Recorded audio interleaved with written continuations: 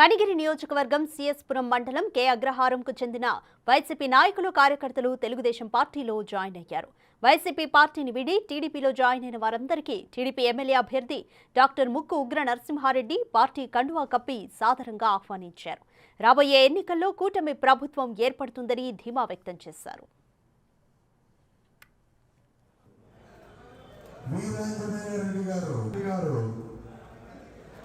అంజిరెడ్డి గారు, కోనయ్య గారు, సింగయ్య గారు, తొడుగు కోనయ్య గారు, జోగుపల్లి సోమశేఖర్ గారు, ఎడవల్లి చిన్న వెంకటేశ్వర గారు, డాక్టర్ ముక్కు వెంకటరమణారెడ్డి గారితో కలిసి ఆయన విషయంలో మేము కూడా ఉంటామని, కనిగిరి నియోజకవర్గ అభివృద్ధిలో మేము కూడా పాలు పంచుకుంటామని ఈ రోజు డాక్టర్ ఉగ్ర నరసింహారెడ్డి గారి నాయకత్వం మీద